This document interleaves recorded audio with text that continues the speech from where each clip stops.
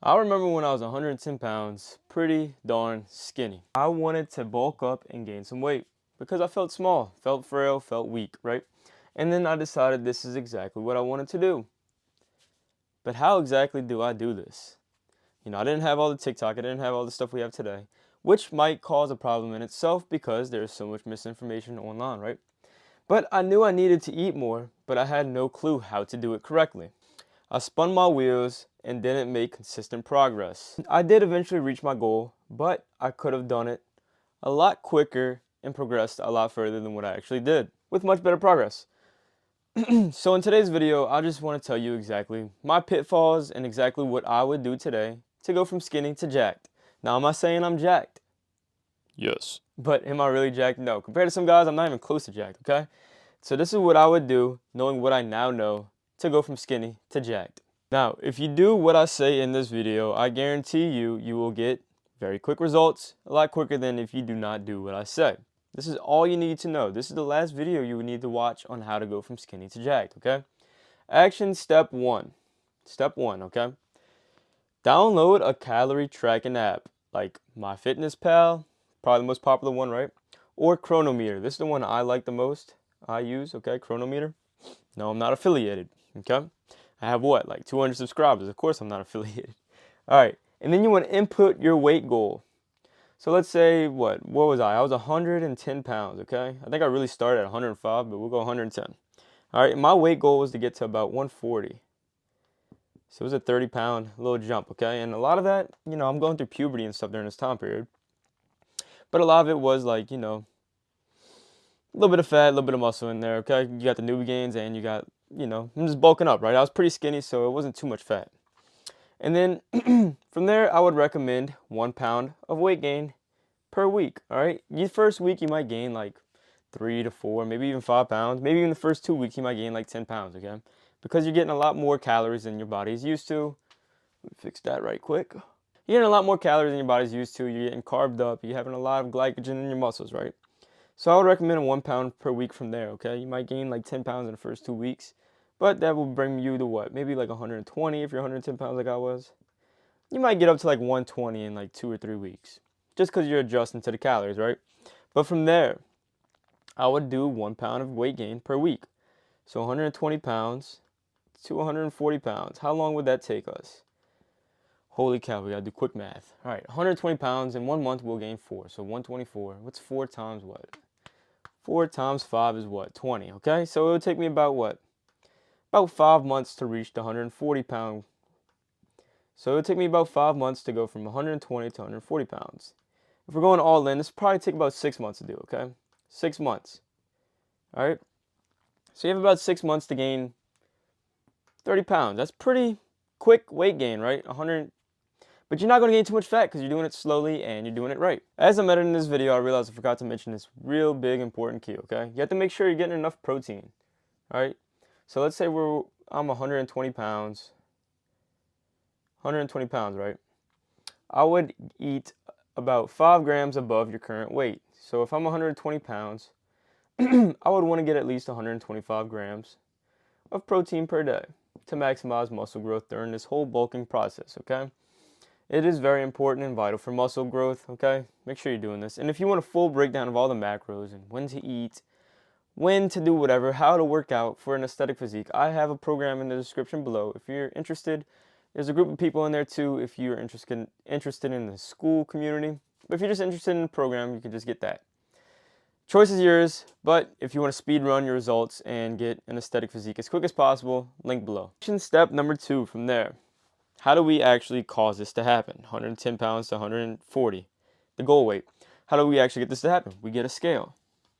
Why do we get a scale? Well, I wish I would have did this when I began. Promise you would have saved me a lot of freaking twisting and turning and flipping, spinning my wheels all over the place, all right?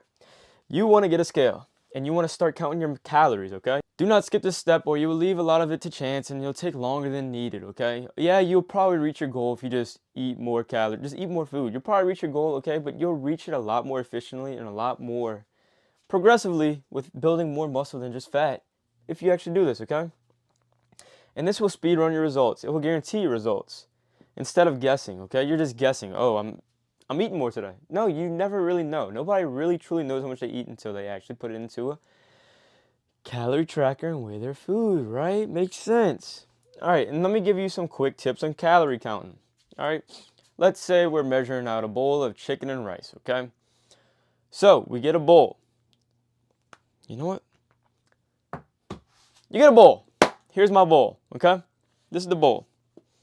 You put this on a scale and you zero it out. What does zeroing out do? It makes it weigh 0 pounds. Usually you want to do this in grams, okay? So 0 grams. Then let's say you start with your rice. Boom. Your rice is on there. You weigh your rice, you input your rice into the calorie tracking app, and then what you do, you zero out the scale again, so it says 0 grams again. Now we got chicken, right? You start your chicken on top, put it on the plate, boom, chicken.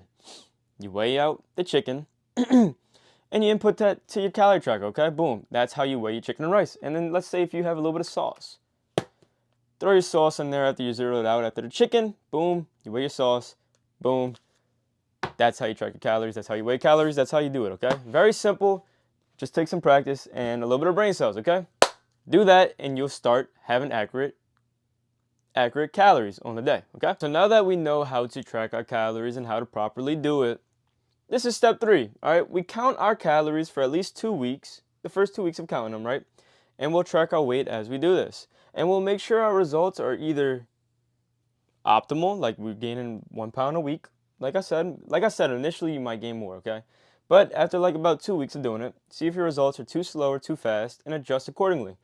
If your results are too slow, increase your calories. If your results are too fast, decrease your calories, okay? Because if it's too fast, you don't want to put on so much fat, right? You want to put it on slowly, all right?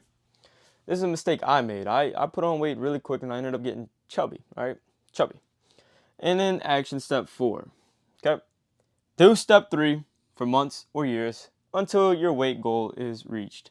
All right, you do these 4 steps right here. That's all you need to know on how to gain weight, okay? That is how to gain the weight. Now let's go over how to get jacked while we gain this weight. All right, this is how to get jacked as we do our little bulk, as we're bulking up from skinny to jacked. You have to understand that when you're in a bulking or a calorie surplus, which is what you're doing when you're putting on weight, you're in a very anabolic state. This is a state where you will be very susceptible to muscle gain. You have to give it a stimulus though. If you're just gaining weight with no stimulus of working out, you'll put on a lot of fat, okay? Now if you're working out and in a calorie surplus, you're very anabolic and you're putting on a lot of muscle, okay? So make sure you're working out when you go from skinny to bulking, okay? You don't want to go skinny and just gain some weight, but you're just getting chubby, brother. You want to work out when you're doing this, right? So make sure when you're working out, make sure either your reps or your weight is going up during training, okay? So let's say you hit 10 reps of whatever movement 1 week, next week you want to try and get 11, okay? And then weight, let's say you hit 100 pounds for a bench press or whatever, you want to go to 110 next week, okay? Make sure at least one of those variables are going up, and that's how you progressively overload, all right? I did this for my legs and they blew up in my beginning stage because that's my main focus, and I actually tracked how much weight I was doing. I was tracking my deadlifts and my squats, but other exercises, for some reason, I was not tracking anything. And guess what? My legs blew up and the rest of my body, it got the results, but it didn't blow up nearly as fast or as good as my legs. So what does that tell me, and what should that tell you? It should tell you that you should track your weights and make sure your weights are going up on every single muscle group so you can see and feel better progress, okay? And I would recommend working in about the 6 to 15 rep range. And why would I recommend this rep range? Because first off, it's not too heavy where you might hurt yourself or just, cook the rest of your workout. If you do a 1 rep max, usually let's say if I did a 1 rep max on bench press, okay? Me personally, my chest is cooked after that. I can't do any more chest movements, so that would just ruin a chest day for me. What I had, 1 rep stimulus, that's a whole day of like multiple sets of being able to grow my chest, okay? That would ruin some chest days for me, and I did that quite often. I'd have days where I maxed out on bench press, and the rest of the workout was cooked because of it, okay? So I would recommend working in the 6 to 15 rep range. And why not much higher? Because the higher in the rep range you go, the harder and mental fatigue you have to push through, right? If you're doing 20 reps, it's a lot harder to keep going because you're doing like a lot of endurance work. Now, don't get me wrong, you can get jacked on 20 reps too, all right? But it's much more viable and you recover quicker in this rep range. All right, the blue is running out, boys. The blue is running out. So, like I said, don't get stuck on run rep maxes. They're not needed for gaining muscle, and actually they're probably not too beneficial. It shows a lot of strength gain. What does strength gain lead to? Usually it leads to some muscle gain too, right?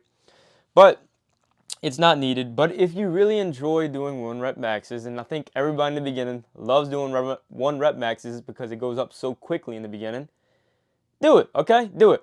Just know like it might come back with some drawbacks of not being able to go as hard on the rest of the sets in that particular muscle group, okay? Yeah, cooks the rest of the workout. Instead of 1 rep maxes, what I would do is rep maxes. So what is a rep max? A rep max, let's say I hit 200 pounds on a bench press for 6 reps last week, okay? Well, this week I'm trying to go for a rep max. This week I would do 200 pounds for like 7 reps, okay? That's what a rep max is. So if I went from 200 to 205, my new rep max, 6 rep max is 205 pounds instead of 200. Boom, that shows progressive overload and I hit a rep max, okay?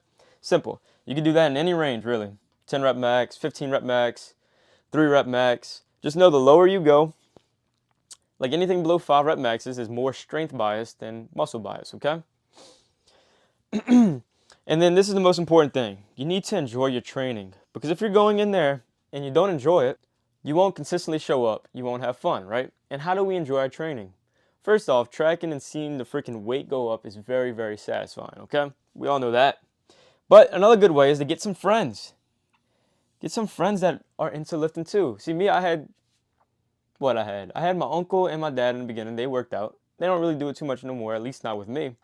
And then I had my friend eventually join me, and that made it so much more enjoyable. It was fun competing with each other, right? Fun competing with each other, but also cheering each other on as we go, okay?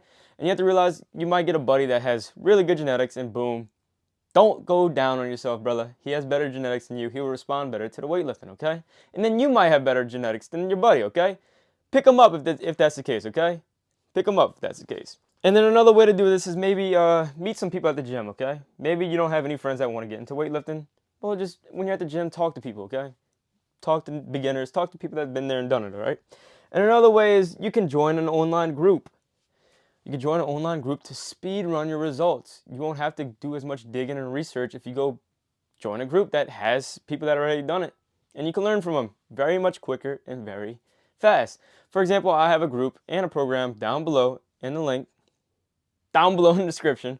If you want to check it out, I promise you it will save you a lot of time and a lot of energy and hold your hand on how to build an aesthetic physique or how to do whatever you want aesthetically, building wise, you know, whatever. All right, it will do you. It will save you a lot of time. It will hold your hand step by step on how to do it. You won't have to spin your wheels and question all this misinformation online. It will tell you everything you need to know, okay? If you want to do it, link below. And then when you're in these groups, don't be afraid to speak up. You already joined the group. Just, you know, say anything. Talk to the people in the group. Talk to the owner. Talk to anything, okay? Just know that everybody was once either skinny or maybe chubby, or you got the genetic freaks that, you know, they have an advantage. But whatever, they still work to get jacked, okay? Thank you for watching. I hope you enjoyed it. Link below if you want to join the group or the program. Comment, subscribe, and I'm out. Peace.